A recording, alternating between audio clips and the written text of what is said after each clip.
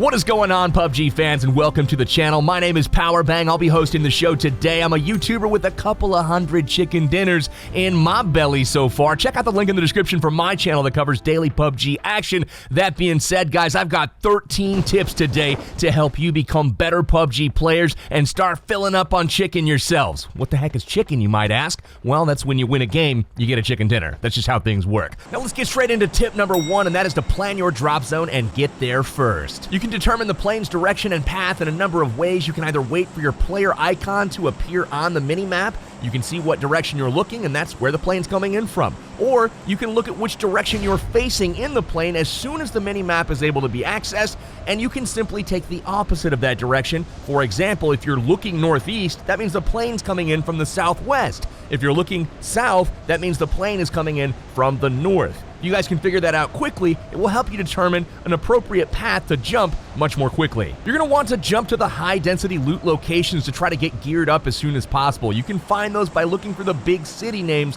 all over the map, and as you get more familiar with the map and your surroundings, you're going to come up with some favorites that you're going to want to jump to more often than not if the plane's path allows it. Once you've chosen a destination, mark the map by clicking the minimap. Once you've done so, a marker will appear, and that marker will then show an icon on your compass at the top of the screen, and that's the direction you want to focus your player as you're jumping. Try to take care of your positioning and maneuvering while you're still skydiving and not after the parachute is popped. Once the parachute has deployed, you want to fly directly down to your destination, whether it's a rooftop or a building. While you're on your way there in the parachute, that is a good time to look around with the eyeball tool to make sure that you don't have enemies that are landing near you, next to you, or even on top of you. You've got to figure out if you're going to land first or if they're going to land before you, and that's going to shape how you play the game from that point forward. That leads us into tip number 2. You need to gear up quickly, and you want to make sure that you pick up the very first gun that you come across. Whether it's a pistol, shotgun, or other subpar gun, it does not matter. Having a gun is much better than having fists when you come across your first enemy, especially if it's an unexpected first encounter where maybe you didn't spot all of the people flying in right behind you. Once you guys find better weapons, obviously ditch the pistol or ditch the shotgun that you picked up, pick up the assault rifle instead, but make sure that you're looting up quickly, being super efficient with what you take, and pick up that first gun. Super important. Tip number 3 is along the same looting lines. You want to make sure that you're taking only what you need. Be super efficient.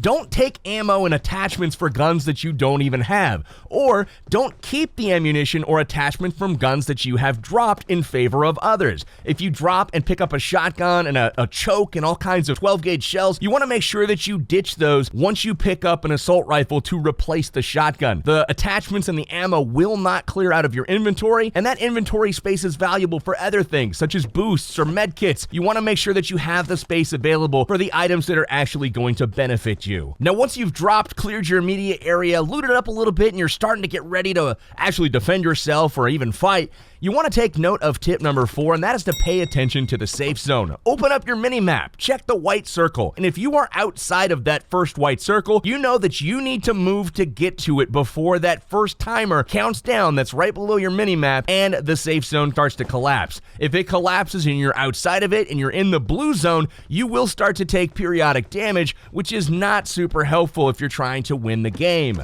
Make sure that you're moving inside the safe zone at all times. There's a couple different more advanced strategies for playing the safe zone. We will cover those in future episodes as well. Tip number 5 is to always move while you're out in the open. If you're in line of sight of anywhere where you could potentially be shot, make sure that you're a moving target and not a sitting duck. For players like myself that like to snipe from long range, I'm always looking for that player that stands still while looting a supply crate or looting an enemy, or maybe just looking off in the direction through his scope as well. If he stands still for a moment, that head is getting in my crosshairs and I'm gonna blow it up. So make sure you're staying very active and moving while you're looting and while you're running around. Jump here and there. You want to make sure that you are not an easy target. That being said, if you are in cover or if you've decided to go prone and lay in the grass, you want to be as still as possible while you're in cover. If you're in a building, staying still will keep you from making noise that may alert enemies to your presence, and in the grass, obviously, those visual cues are super apparent when you're scoping in on a hillside and all of a sudden you see something move. That'll that'll cause an enemy to look in closer to your area and ultimately find you and kill you. Tip number 6 is to use the eyeball tool. Just like you did when you were dropping in with your parachute,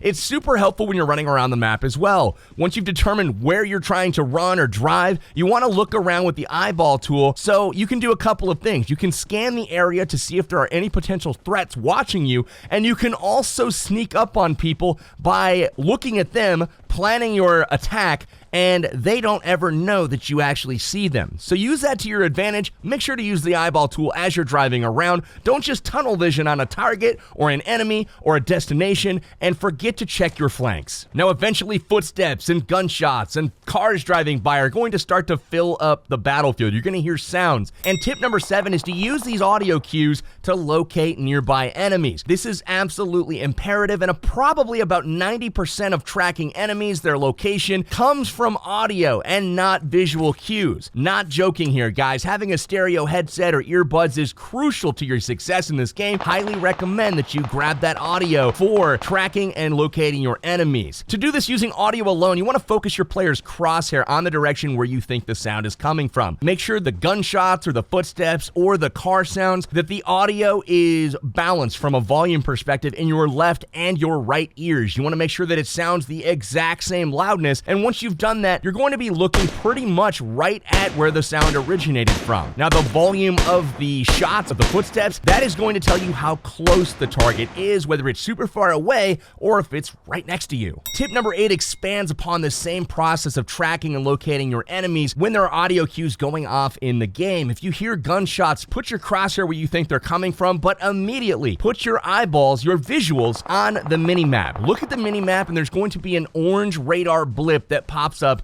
on that minimap, and that is going to tell you the general direction of where those shots came from. Now, if you can combine your hearing and your seeing so that both of these senses are telling you the same direction, there's a great chance that you're going to find your enemy in that direction. Now, you can also use your minimap to plan routes. All you have to do is look at it, tap it to open it up, make it big. You can pinch it to zoom in or out, and then once you've done so, you can mark the map just like you did on the flight in to plan your routes, and that'll again put a marker on your compass that you can track and follow at any time, making navigation a breeze. Now, once you've been in a few fights or taken some fall damage or gotten in a sticky situation in the gas and you've lost a little bit of health, tip number 9 is going to come in super handy, and that's to make good use of boosts and keep your player at full hit points. You want to make sure that you're not suffering by going into fights missing any HP at all. That is going to put your opponent at a significant advantage. There are a lot of weapons in the game that are balanced to where 1 or 2 shots may do 97 or 98 damage on a player. If you're missing 3 hit points and you get headshot for 98 damage, you're going to feel pretty sad when you know you could have continued the fight, found cover, healed up if you would have just gone into the fight at full hit points. Your energy drinks and your painkillers are the most common boosts to be found. Now, your energy drinks work in about 2 minutes, where the painkillers last about 3 minutes. Energy drinks will heal about 23% of your HP over time, so every few seconds your health bar will tick up just a little bit. Painkillers will actually heal even more, almost 40% of your total hit point bar, and that will happen over 3 minutes. If you are lucky enough to find an adrenaline syringes will fill up your boost bar to 100%, and that will heal over 80% of your health bar over 5 minutes. Adrenaline syringes can only be found in supply drop crates, so it's more often than not you're going to be using the energy drinks and the painkillers. Make sure you loot these items as often as you can. They're uncommon, not rare, but you always want to have a plentiful supply of boosts on your persons at all times. Tip number 10 is to use the supply drop crates to your advantage. You can do this by looting them for some of the best weapons, armor, scopes in the game, or you can use them as bait. If you're able to get to a crate first, loot it, and get a little bit away from it, you can continue to watch the crate as other players in cars and vehicles and even on foot will surely approach it to see what was in the crate, and you can shoot them dead pretty easily. Or if you come up onto a crate late and it's been down for a while, you know that there's probably people in the area. You can come up on full alert and make sure that you're able to pick these guys off as they're trying to escape that danger zone of around the crate. Tip number 11 is to make use of the prone stance on your own terms. This means that prone is a very valuable way to hide your person and make yourself less visible. This is essentially laying down in the grass, snaking around, hiding, and attacking by surprise. That is something that is very, very effective, but it is not effective if you're not doing it on your own terms. What do I mean by that? Go prone when nobody has seen you approach an area. Don't go prone if you're being shot at. If you decide to lay down after you've already been acquired by somebody that is putting their scope on you, you are dead. They know exactly where you laid down because they're looking right at you. If you are being shot at, instead of going prone, run to the nearest cover, zigzag, jump around, make yourself a difficult target to hit, but going prone while somebody's shooting at you is essentially waving the white flag and surrendering. Unfortunately, in PUBG Mobile, there are no prisoners of war. You're just gonna die. In this game, I was able to obtain a ghillie suit and get to an area undetected, so once I went prone, I was able to sneak attack my enemies without them ever knowing where I was. Tip number 12 is to fight from cover to decrease your exposure to your enemies. People are going to be looking to take you down constantly, and if you're able to fight from behind a tree or inside of a house, yes, you might get shot, you may take some damage, but you can go behind that cover during the fight and heal up. You can even get all the way back to full health before you re-engage. That makes you a very difficult target to take down. On the contrary, if you're standing in the middle of the open, you're stuck either running around as a free target essentially or going prone, and as we said in the last tip, you're just gonna get shot and killed. Fight from cover, use houses, use trees, use rocks, use embankments on terrain, use all of these things to your advantage. Don't fight from the open. Tip number 13 and our last tip for today's video is to engage in battle on your terms when victory is likely, if not assured. You wanna make sure that when you're fighting your opponents that you have their head or their chest in your sights and you've got a real good feeling about picking up a kill.